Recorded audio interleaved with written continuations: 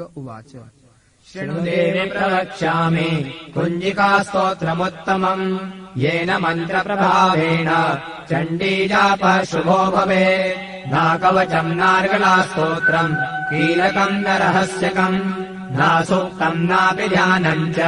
न न्यासो न च वार्चनम् कुञ्जिकापाठमात्रेण दुर्गापाठफलम् लभेत् अधिगुह्यतरम् देवि देवानामपि दुर्लभम् गोपनीयम् प्रयत्नेन स्वयोनेव पार्वती मारणम् मोहनम् वश्यम् स्तम्भनोच्चाटनादिकम् पाठमात्रेण संसिध्ये कुञ्जिकास्तोत्रमुत्तमम् ॐ ऐं ह्रीं क्लीं चामुण्डायै विच्चे ॐ ग्लौं हूं क्लीं जूं सः ज्वालय ज्वालय ज्वल ज्वल प्रज्वल प्रज्वल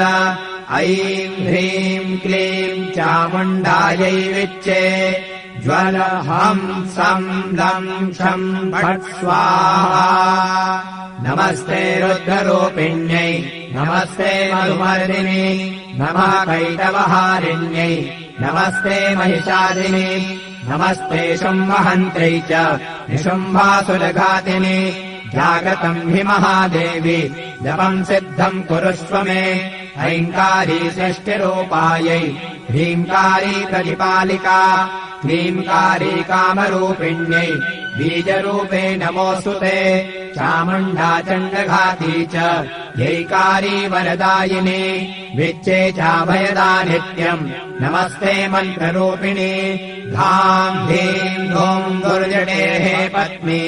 वां वीं ॐ वागधीश्वरी क्रां ह्रीं ह्रूं कालिका देवी शां श्रीं शूं मे शुभम् कुरु हुं हुं हुङ्काररूपिण्यै जं जं जं जम्भनादिनी ह्रां ह्रीं ह्रूं भैरवी भद्रे भवान्यै ते नमो नमः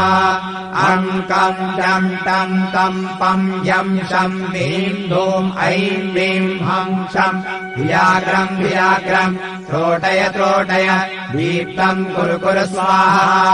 वां ह्रीं ॐ पार्वती पूर्णा खां ह्रीं ॐ खेचरी तथा सां श्रीं सों सप्तशती देव्या मन्त्रसिद्धिम् कुरुष्व मे इदम् तु कुञ्जिकास्तोत्रम् मन्त्रजागर्ति हेतवे अभक्तेनैव दातव्यम् कोपितम् रक्ष पार्वती यस्तु कुञ्जिकया देवी हीना सप्तशतीम् पठे न तस्य जायते सिद्धि शरण्ये रोदनम् यथा।